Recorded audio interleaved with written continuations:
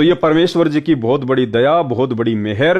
वर्तमान में परमात्मा ने अपनी संगत में ऐसी परिस्थितियां पैदा कर दी हैं जिन परिस्थितियों के मद्देनजर केवल आप और हम सत्सेवक भाई बहन ही गुरुदेव के ज्ञान को आधार बनाकर किन्हीं घटनाओं पर निष्कर्ष निकाल सकते हैं।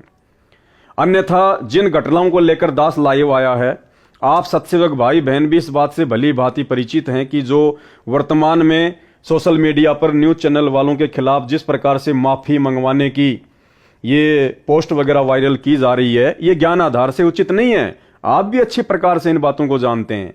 लेकिन वो लोग जो हमारे ही भगत भाई बहन हैं, उनको भी गुरुदेव भगवान ने उसी आश्रम में बैठा के ज्ञान दिया, वही नाम दिया, वही उनको सत्संग सिखाए। अलग से कोई जो है कोचिंग वगैरह ना हमें दी ना उनको दी। फिर वो लाखों की करोड़ों की भीड़ भला गुरुदेव के ज्ञान को आधार बनाकर इन बातों पर विचार क्यों नहीं कर पा रही? क्यों वो किसी के मनमाने आचरण को अपने ऊपर धारण करके समाज में फैलाने लग जाते हैं? जैसा कि सतलोक आश्रम मैनेजमेंट हरियाणा के द्वारा सभी न्यूज चैनलों के खिलाफ इस प्रकार से माफी मांगे ये न्यूज वगैरह फैलाई जा रही है, ये पोस्ट वगैरह वायरल की जा रही है। तो हम सत्सेवक भाई बहनों ने बहुत ही सावधान होकर एक एक कदम सोच समझकर इस भक्ति मार्ग में आगे रखना है। यदि आप में से किसी सत्सेवक भाई बहन ने जो साथ संगति से जुड़ा हुआ है, यदि आपने गलती से इस प्रकार की ये पोस्ट वगैरह जो सतलोक आश्रम मैनेजमेंट हरियाणा वालों के द्वारा वायरल की जा रही है, अगर आपने भी कर दी है, तो सबसे पहले तो उस पोस्ट को अपने फेसबुक से, अपने इंस्टाग्राम से या अपने ट्विटर से तुरंत डिलीट कर दें और उसके बाद गुरुदेव भगवान को दंडवत करके माफी मांगें कि हे परमेश्वर, आपके दास या दासी से ये गलती हुई है। परमात्मा, मैंने आपके ज्ञान को आधार नहीं बनाया। परमात्मा, मैं क्षमा प्रार्थी हूं। हे परमेश्वर, आप तो शब्द स्वरूपी राम हैं, आप तो परमेश्वर हैं, परमात्मा हैं। भला आपके दामन पर कौन बदनामी के छींटे लगा सकता है और कैसे लग सकते हैं? आप तो उस कमल के फूल की भांति हैं परमेश्वर गुरुदेव भगवान, जिस कमल के पत्तों के ऊपर कीचड़ कभी ठहर ही नहीं सकता। तो इसी प्रकार परमेश्वर, आपके ऊपर ये आप ही के बच्चे, ये मीडिया वाले भी तो परमात्मा के ही बच्चे हैं, ये भी तो उसी सतगुरु की आत्माएं हैं। ठीक है, वर्तमान में उनको ज्ञान नहीं है, उनको परमेश्वर की स्थिति का आभास नहीं है। आप और हमारा सौभाग्य जो गुरुदेव ने शरण में ले लिया, ज्ञान दे दिया, हम पहचान गए। हैं तो वो भी मालिक के बच्चे, हैं तो वो भी गुरुदेव भगवान की आत्माएं। तो वो वर्तमान में उनको पहचान नहीं पा रही, उनको समझ नहीं पा रही, और वो वर्तमान में अपने बाप के ऊपर इस प्रकार से बदनामी के छींटे डाल रहे हैं। लेकिन बाप तो बाप है, कोई सामान्य व्यक्ति तो है नहीं, कोई सामान्य संत तो है नहीं। ये तो सर्व सृष्टि रचनहार, कुल मालिक, असंख्य ब्रह्मांडों का स्वामी है। तो इनके ऊपर ना तो किसी राजनीतिक पार्टी के द्वारा फेंके गए कीचड़ का दाग लगता है, ना किसी न्यूज चैनल के द्वारा फेंके गए कीचड़ का दाग लगता है। ये तो शुद्ध है, पाक है, पवित्र है, निर्विकार है, निर्लेपम परमात्मा है। तो हम सत्सेवक भाई बहनों ने वर्तमान में जो गुरुदेव ने हमें एक मौका दे रखा है, और ये मौका भाई और बहनों ज्यादा समय तक नहीं मिलेगा।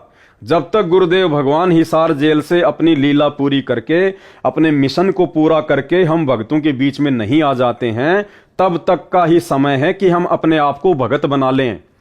अपने अंदर जो भी कमजोरियां हैं, सामाजिक, व्यवहारिक या आध्यात्मिक, सब प्रकार की कमजोरियों को हम दूर कर लें और एक भगत बन जाएं, ताकि परमेश्वर हमसे प्रसन्न हो। तो ये गलतियां हम सत्सेवक भाई बहनों ने बिल्कुल भी नहीं करनी है। अब इन लोगों ने क्या किया भाई और बहनों, आज से लगभग 2 या 3 साल पहले भी इसी प्रकार से मीडिया वालों ने परम पूज्य सतगुरु रामपाल जी परमेश्वर जी के खिलाफ झूठी खबरें दिखाई थी अपने चैनलों पर। और उस समय भी इन सतलोक आश्रम मैनेजमेंट हरियाणा वालों ने, इन कोऑर्डिनेटर लोगों ने, गुरुदेव के बेटा बेटी, भाई बंधु, रिश्तेदारों ने इसी प्रकार से अपनी अज्ञानता और आध्यात्मिक ज्ञानहीनता का परिचय देते हुए लाखों की संगत को इकट्ठा किया। और दिल्ली के नोएडा में जिस न्यूज चैनल ने यह खबर चलाई थी संत रामपाल जी के खिलाफ, इन्होंने संगत को बसों में भर भर के उन मीडिया चैनल वालों के ऑफिस के आगे जमा कर दिया। उनके ऊपर दबाव बनाया कि आपने ये गलत किया, आपने ये गलत किया। माफी मांगो, माफी मांगो, माफी मांगो, जो कि सतगुरु रामपाल जी के ज्ञान और शिक्षाओं के बिल्कुल खिलाफ है। तो उस समय इन्होंने ऐसा किया, जिसमें कुछ न्यूज़पेपर भी शामिल थे, कुछ टीवी चैनल भी शामिल थे। तो ऐसे ही एक ये राजस्थान का अखबार था दैनिक भास्कर, इन्होंने भी संत रामपाल जी के खिलाफ यौन शोषण से संबंधित ऐसी झूठी खबर फैलाई थी। और इन लोगों ने संगत को इकट्ठा करके उनके ऑफिस के आगे खड़ा कर दिया, उनके ऊपर दबाव बनाया। तो मीडिया का क्या काम है भाई और बहनों? मीडिया ने दूसरे दिन ये वाली न्यूज वापस निकाल दी। रामपाल पर नहीं है दुष्कर्म के आरोप। आसाराम प्रकरण के दौरान 26 अप्रैल को भास्कर में प्रकाशित दुष्कर्म, सेक्स रैकेट और गलत काम के मामले में रामपाल का नाम भी प्रकाशित हुआ है। रामपाल के खिलाफ दुराचार और सेक्स रैकेट के आरोप नहीं है। भूलवश रामपाल को लेकर समाचार प्रकाशित हो गए। भास्कर का उद्देश्य कभी भी किसी अनुयायी की धार्मिक भावनाओं को आहत करना नहीं रहा है। तो जब इन्होंने दबाव बनाया तो न्यूज चैनल वालों ने इस प्रकार की छोटी सी न्यूज अपने अखबार के कोने में डाल दी और ये लोग खुश हो गए। ये लोग खुश हो गए, हाँ, कि अब हमारे गुरुजी बिल्कुल पाक साफ हैं, अब हमारे गुरुजी के ऊपर ऐसा कोई आरोप नहीं है। अब हमें विश्वास हो गया कि हमारे गुरुजी कभी ऐसा गलत काम नहीं कर सकते। बताइए, जब तक मीडिया ने अपनी गलती नहीं मांगी तब तक तो इन सतलोक आश्रम से जुड़े हुए भक्तों को यह लग रहा था कि हमारे गुरुजी गलत हैं, हमारे गुरुजी ने गलत काम किए होंगे, तभी तो मीडिया में आया। तभी तो मीडिया की उस न्यूज को देखकर ये लाखों की संगत नाराज हो गई, लाखों की संगत के मन में दोष पैदा हो गया। और जैसे ही मीडिया ने अपनी गलती मांगी तो ये प्रसन्न हो गए, ये खुश हो गए कि अब हमारे गुरुजी बिल्कुल पाक साफ हैं। तो भाई और बहनों, ये नादानी है, इन नादानियों से हमने बाहर निकलना पड़ेगा, अन्यथा ये मौका, ये समय हाथ से निकल जाने के बाद हमें दोबारा नहीं मिलेगा। सतगुरु रामपाल जी परमेश्वर जी ने खुद को हम भक्तों से दूर करके शारीरिक तौर पर ये वर्तमान का जो समय हमें दिया है ना, ये हम भक्तों को स्वयं उनके ज्ञान को आधार बनाकर चिंतन मनन करने के लिए दिया है, सोचने और समझने के लिए दिया है, गुरुदेव के ज्ञान का निष्कर्ष निकालकर अपने जीवन में लागू करने के लिए दिया है।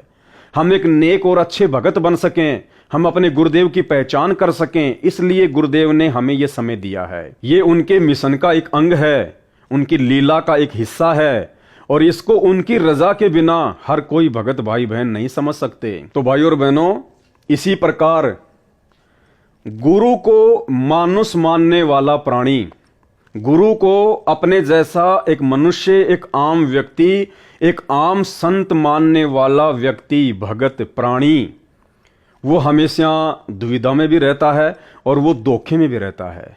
जिस प्रकार से ये सतलोक आश्रम मैनेजमेंट हरियाणा वाले गुरु को मानुष मानने के चलते धोखे में भी हैं और दुविधा में भी हैं।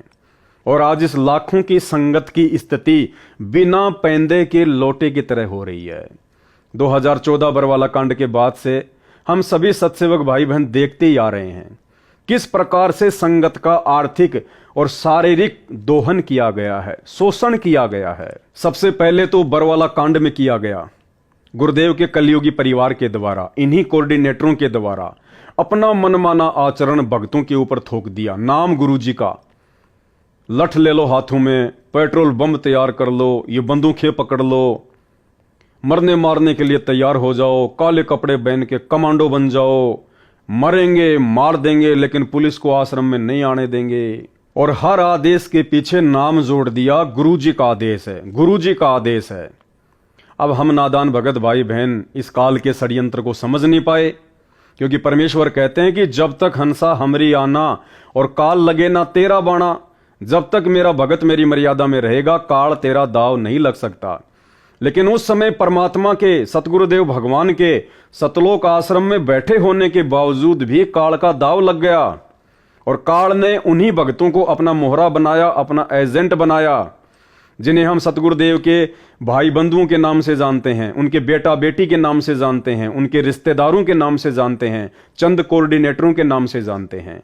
इन सब लोगों की पहले से ही मर्यादा टूटी हुई थी, क्योंकि ये गुरु को मानुष मानते थे और आश्रम में गुरु की शिक्षाओं पे कम और गुरुदेव के छोटे भाई महेंद्र की शिक्षाओं पर ज्यादा चलते थे। मनमाना आचरण करने में ज्यादा यकीन रखते थे, जिस कारण से काल का दाव लगा, काल को एक मौका मिला और गुरुदेव भगवान ने भी ये देखना था, ये चेक करना था कि सन 1994 से 2014 तक मैंने इतना ज्ञान दे दिया, मैंने इतना इनको समझा दिया, इनकी बुद्धि में थोड़ा बहुत कुछ समाया भी है या नहीं है, ये अपने गुरु को जान पा रहे हैं, पहचान पा रहे हैं, या खाली देखा देखी में आ रहे हैं। सत्संग के नाम पे आ गए, खाए पिए नहाए धोए सोए और चल दिए, इस कान से सुने इस कान से निकाल दिए। ये मेरे सत्संगों पर कुछ विचार भी करते हैं या नहीं करते हैं? ये सत्संग कर करके दिन रात जो मैंने एक कर दिए, इतना संघर्ष किया, ये मेरे संघर्ष को, मेरे मिशन को समझ भी पा रहे हैं या नहीं पा रहे हैं? कि गुरुदेव खाली टाइम पास या मनोरंजन के लिए सत्संग कर रहे हैं, या गुरुदेव हमें इन सत्संगों के माध्यम से कुछ बनाना चाहते हैं, कुछ समझाना चाहते हैं? गुरुदेव का मकसद क्या है, उनका मिशन क्या है, हमें क्या करना चाहिए? ये लोग खाली भेड़ चाल में चल रहे हैं या कुछ इनकी बुद्धि में भी समाया है? तो गुरुदेव भगवान भी चुपचाप रहे, कुछ नहीं बोले। परमात्मा ने भी भीड़ को छांटना था, क्योंकि देखो जहां गुरु और शिष्य परंपरा आ जाती है वहां पर परीक्षा होती होती है, कोई दो राय नहीं है। और इस परीक्षा से लीला करते हुए वर्षों पहले सतगुरु रामपाल जी को भी गुजरना पड़ा था, क्योंकि उन्होंने भी तो एक भगत की भूमिका की। 17 फरवरी 1988 को अपने मुंह बोले गुरुदेव आदरणीय राम देवानंद जी से उन्होंने नाम दीक्षा ली।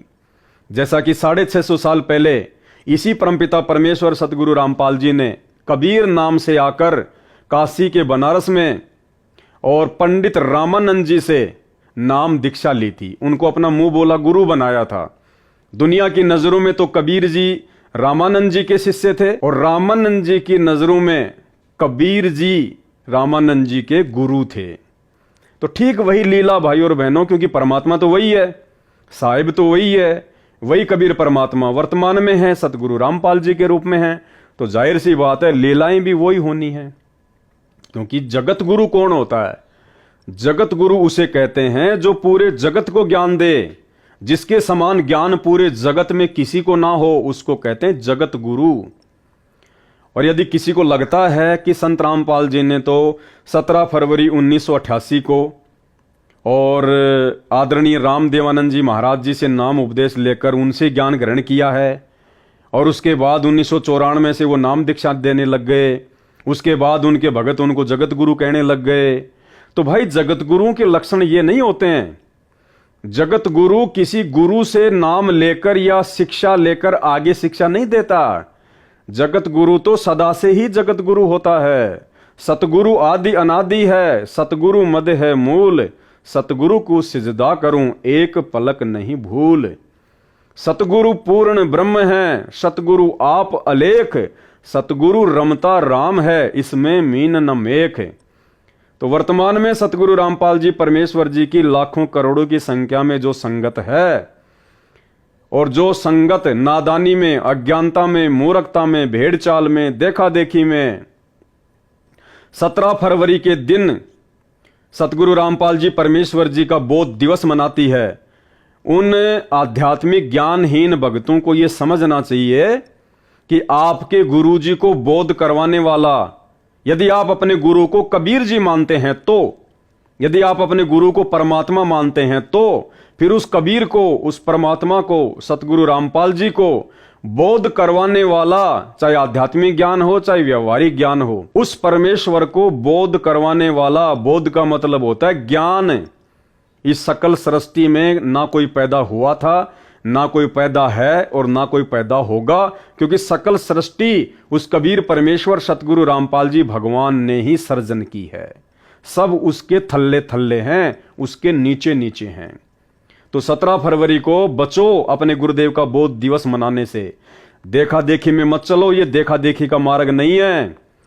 650 साल पहले हम 64 लाख भगत इसी देखा देखी में तो मार खा गए, और उसी देखा देखी में आज वो काल गुरुदेव भगवान के कलयुगी परिवार को, सतलोक आश्रमों से जुड़े हुए मुख्य मुख्य लोगों को मोहरा बनाकर आप और हमें ठगना चाह रहा है। आप और हमें ठगना चाह रहा है गुरुदेव भगवान का बोध दिवस मनवाकर। तो भाई और बहनों, ऐसी नादानी करने से बचना, अन्यथा ये मौका सतलोक जाने का, परमात्मा के दिल में उनके चरणों में जगह बनाने का हमें दोबारा नहीं मिलेगा। इसलिए अब हमने नादानी छोड़कर परमेश्वर जी के ज्ञान को आधार बनाकर, अगर हम उनको जगत गुरु कहते हैं तो जगत गुरु का मतलब होता है पूरे जगत को ज्ञान देने वाला। और कोई व्यक्ति किसी दूसरे गुरु से ज्ञान लेके अगर आगे ज्ञान दे रहा है तो फिर वो जगत गुरु नहीं कहला सकता। ये कुछ लक्षण होते हैं जगत गुरु के, ये आप लोगों ने समझना पड़ेगा। भाई और बहनों, ज्ञान को आधार बना के साथ संगति से जुड़िए।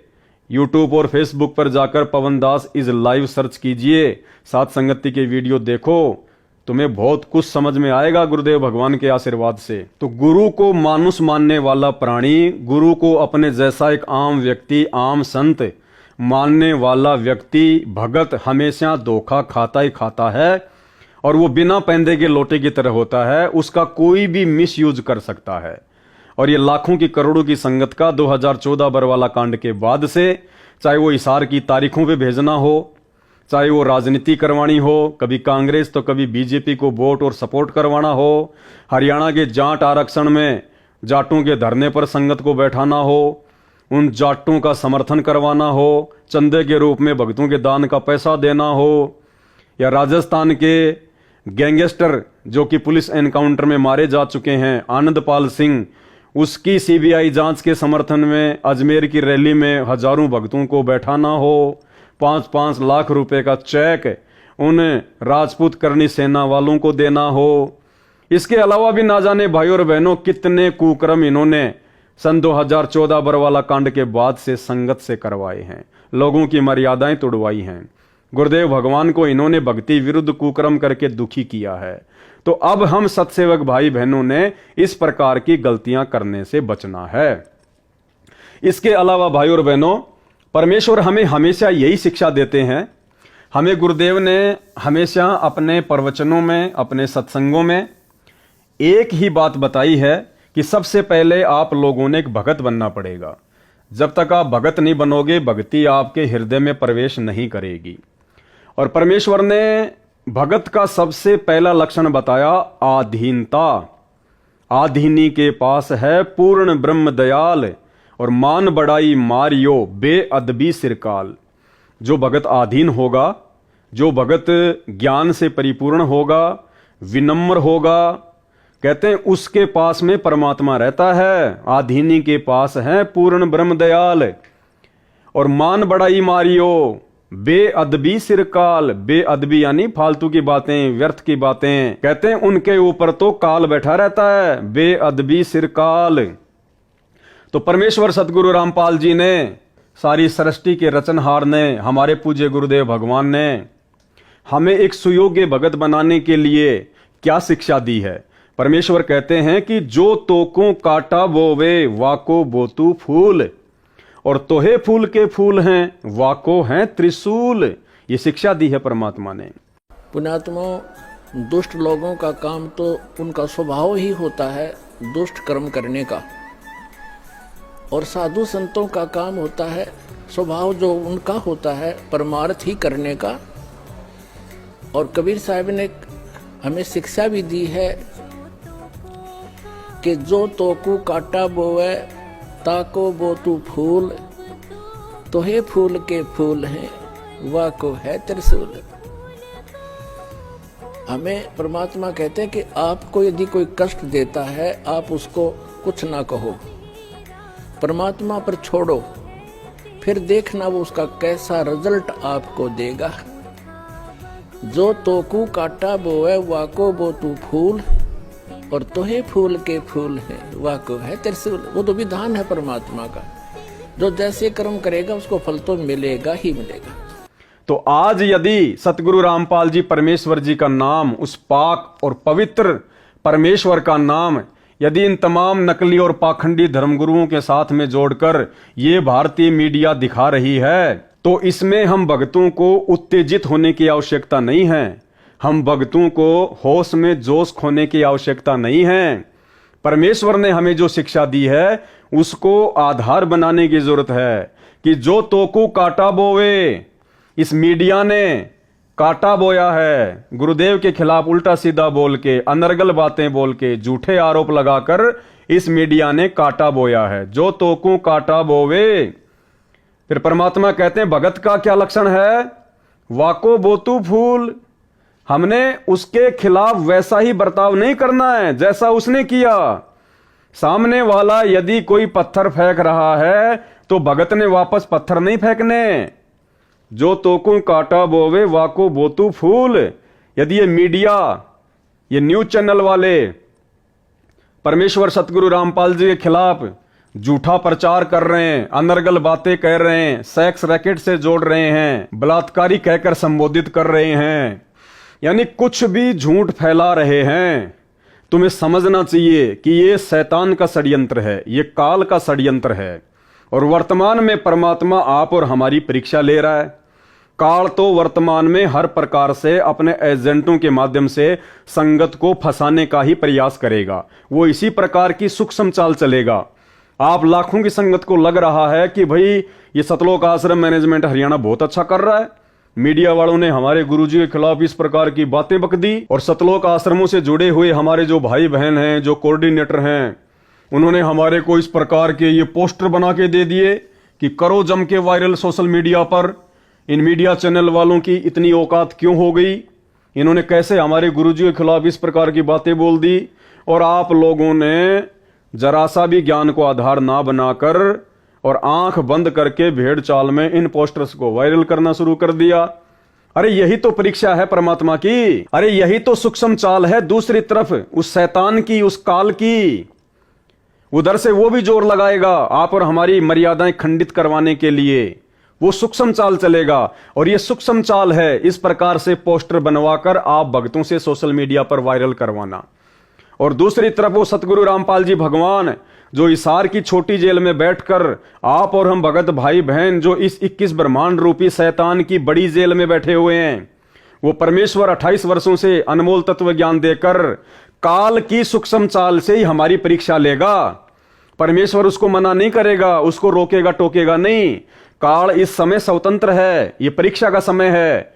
वो भक्तों को अच्छे से तोड़ेगा, डराएगा, धमकाएगा, गुमराह करेगा, साम दाम दंड भेद या घटिया से घटिया नीति अपने एजेंटों के माध्यम से लागू करवाएगा। आप और हम सबको अच्छे से पता है वो स्वयं तो आता नहीं है, स्वयं तो वो प्रकट होता नहीं है, उसने कसम खा रखी है।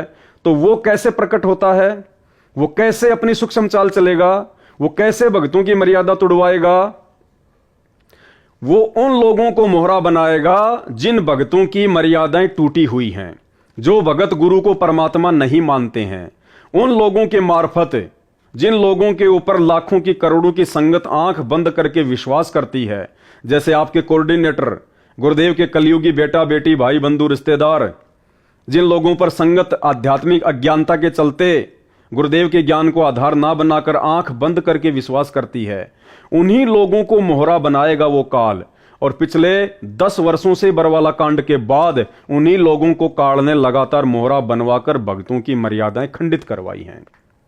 तो ये आप और हमारी परीक्षा चल रही है। उधर से काल का दबाव है, इधर से परमात्मा ये चेक करना चाह रहा है कि इन घटनाओं के माध्यम से मेरे भगत कुछ विचार भी करते हैं या खाली लातों की भूति बने हुए हैं, या खाली भेड़ चाल में चल रहे हैं, जैसा उनको कह दिया जाए वैसा ही वो करने लग जाते हैं। तो ये परीक्षा है परमेश्वर की तरफ से। तो गुरुदेव कहते हैं जो तोकू काटा बोवे, ये मीडिया वालों ने काटा बोया है। काल की प्रेरणा से हम भक्तों को भड़काने का प्रयास किया, उस काल ने हमारे को ठगने का प्रयास किया। तो परमेश्वर कहते हैं ऐसी स्थिति में, ऐसी परिस्थिति में भगत ने उनको वैसे ही उल्टा जवाब नहीं देना चाहिए, केवल समझाना चाहिए।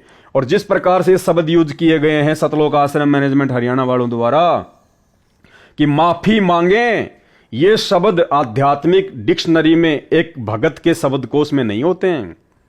अरे भगत अगर गलत नहीं है और भगत के ऊपर यदि कोई झूठा आरोप लगाता है और फिर कहता कि माफी मांग, तो भगत का तो काम है माफी मांग ले कि भाई ठीक है भाई तू खुश रह, ले भाई कोई बात नहीं, ले भाई हो गई गलती भाई माफ करियो। तो कहते हैं वो तो है भगत के लक्षण हैं। और एक भगत जिसको ज्ञान हो, सतगुरु का भगत हो और वो दूसरों को कहे कि माफी मांग माफी मांग, तो भाई ये ज्ञान को नहीं, ये अहंकार को दर्शाता है, ये अज्ञानता को दर्शाता है, ये भगत की नादानी और मूर्खता को दर्शाता है, उसके ज्ञान को दर्शाता है। भगत कभी माफी मंगवाता नहीं है, भगत तो माफी मांगता है। तो ये परीक्षा थी कि जो तोकू काटा बोवे वाको बोतू फूल, और तोहे फूल के फूल हैं वाको हैं त्रिशूल। फिर देखना आने वाले समय में जो हमारे विरोधी हैं, जो हमारे विरुद्ध कुप्रचार कर रहे हैं, उनके साथ में परमात्मा किस प्रकार से पेश आएगा, कैसे उनको उनके उन कुकर्मों का हिसाब किताब चुकाना पड़ेगा। हमने वो परमात्मा पे छोड़ना पड़ेगा, गुरुदेव भगवान पर छोड़ना पड़ेगा। हमें केवल अपनी भक्ति से मतलब है, हमने केवल उतना ही करना है जितना गुरुदेव ने अपने सत्संगों में करने के लिए हमारे को निर्देशित कर दिया है कि जो तोकू काटा बोवे वाको बोतू फूल, और तोहे फूल के फूल हैं वाको हैं त्रिशूल। समय आने पर परमात्मा उसको उसके कुकर्मों की सजा ऑटोमेटिक दे देगा। राम किसी को मारे नहीं, मारे तो हत्यारा राम, अपने आप ही मर जाएंगे कर कर खोटे काम। हम भगत क्यों टेंशन लें, हम भगत क्यों सिर में दर्द करें, जब हमारा गुरु समर्थ है, हमारा गुरु सर्वशक्तिमान है, हमारा गुरु निर्विकार निर्विषम निर्लेपम है, कमल के पत्तों की तरह हैं, कमल के फूल की तरह हैं। इनके ऊपर कोई भी दाग, कोई भी कीचड़ लगे नहीं सकता, ठहर ही नहीं सकता। आप रोजाना नित्य नियम में पढ़ते हो, नित्य नियम का पाठ करते हो भक्ति बोध में, और उसमें परमेश्वर की क्या वाणी है, गरीब ऐसा सतगुरु हम मिल्या तेज पुंज की लोय। क्या पढ़ते हैं हम और किसके लिए पढ़ते हैं? अपने गुरुदेव भगवान के लिए पढ़ते हैं। सतगुरु रामपाल जी परमेश्वर जी के लिए बोलते हैं वाणियां नित्य नियम में। क्या बोलते हैं कि गरीब ऐसा सतगुरु हम मिल्या तेज पुंज की लोय। हम भगत कहते हैं कि हमारे को ऐसे गुरुदेव मिले हैं, ऐसे सतगुरु मिले हैं जिनकी तेज पुंज की लोय अर्थात देह, शरीर, बॉडी, जिनका शरीर हाड़ मांस का नहीं है, आप और हमारी तरह नहीं है। गुरु आप और हमारी तरह कोई मानुष नहीं है, आम व्यक्ति नहीं है। गरीब ऐसा सतगुरु हम मिल्या, सतगुरु रामपाल जी के रूप में, जिनकी तेज पुंज की लोय और तन मन अर्पू शीस कू होनी होय सू होय। तो ऐसे तेज पुंज के शरीर वाले, नूरी शरीर वाले परमात्मा के ऊपर भाई चाहे मीडिया कीचड़ उछाले, चाहे सरकार कीचड़ उछाले, चाहे आपका पड़ोसी कीचड़ उछाले, उछालने दो। हमें पता है कि हमारे गुरुदेव क्या हैं और हम किस मार्ग पर आगे चल रहे हैं। फिर मन में दर्द क्यों, मन में टेंशन क्यों, मन में परेशानी क्यों, पेट में दर्द क्यों, फिर ये माफी मंगवाने वाला घटिया कर्म क्यों? गुरु के वचनों के खिलाफ ये घटिया कुकर्म करने की आवश्यकता क्या पड़ गई आपको? क्या साबित करना चाहते हो आप जी संत रामपाल जी के ज्ञान को लेकर? अब परमेश्वर ने हमें एक बात और बताई अपने सत्संगों में कि जिस प्रकार से कोई गोरी लड़की है और गोरी लड़की को यदि कोई कह दे कि एक काली, तो गुरुदेव ने बताया कि वो गोरी लड़की उस बात का बुरा नहीं मानती है। क्यों नहीं मानती है? क्योंकि उस गोरी लड़की को पता है कि तू काली नहीं है, तू गोरी है। और उस लड़की को इस बात का पता है कि सामने वाला व्यक्ति तुझे जो काली काली कह रहा है ना, इसके दो ही कारण हो सकते हैं।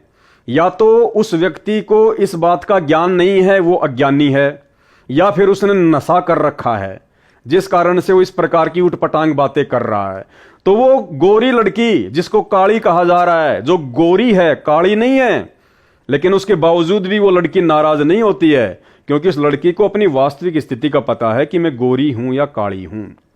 तो इसी प्रकार भाई और बहनों, जब हमें हमारे गुरुदेव भगवान की स्थिति का पता है कि ये तो पाक और पवित्र रब है, परमात्मा है, खुदा है, तेज पुंज की देह है, नूरी शरीर है, निर्विकार निर्विषम निर्लेपम परमात्मा है, इनको कोई दोष लग ही नहीं सकता, इनके ऊपर कोई कर्म लागू होता ही नहीं है।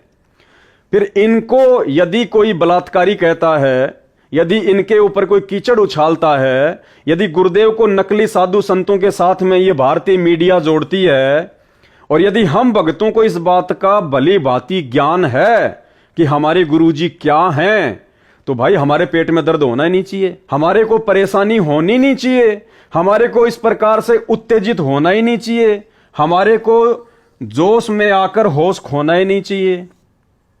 जबकि उस गोरी लड़की को तो आनंद सा आता है जब उसको कोई काली कहता है, वो तो हंसती है, मजाक में बात को टाल देती है। और हम तत्वज्ञानी भगत ऐसे महापुरुष से अनमोल तत्व ज्ञान लेकर भी आज वर्तमान में भी इस प्रकार की घटिया हरकतें करके अपनी आध्यात्मिक अज्ञानता को दुनिया के सामने पेश कर रहे हैं। इसके अलावा गुरुदेव भगवान ने हमें एक वाणी के माध्यम से और समझाया है कि कहते को कहीं जान दे और गुरु की सीख तू ले, साकट और सवान को उल्ट जवाब ना दे। तो भारतीय मीडिया ने ये साकट वाला कुकर्म किया है। परम पूज्य सतगुरु रामपाल जी परमेश्वर जी को, जो कि पाक और पवित्र हैं, जिनके विषय में दुनिया अभी जानती नहीं है, पहचानती नहीं है, इन लोगों ने इन नकली और पाखंडी बाबाओं के साथ में परम पूज्य सतगुरु रामपाल जी परमेश्वर जी को जोड़कर जो साकट वाला कर्म किया है, जो कुत्ते वाला कर्म किया है।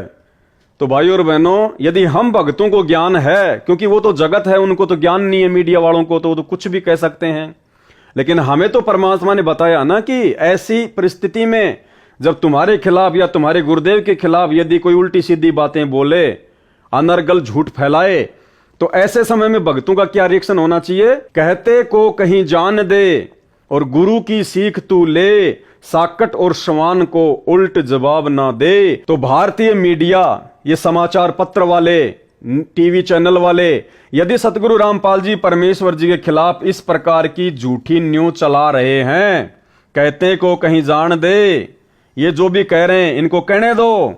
और हमारे लिए क्या आदेश है? गुरु की सीख तू ले। हमने गुरु जी की शिक्षा लेनी है, हमने गुरु जी के ज्ञान को आधार बनाना है कि साकट और सवान को उल्ट जवाब ना दे। फिर तुमने ये उल्टा जवाब क्यों दिया भाई इनको? तुमने माफी मांगने की बात कहकर तुमने तो उल्टा जवाब दे दिया। तुम तो अहंकार में आ गए, मान बढ़ाई में आ गए, जोश में होश खो दिया, उत्तेजित हो गए, काल की सूक्ष्म चाल में फंस गए, गुरुदेव के ज्ञान से कोसों दूर हटकर।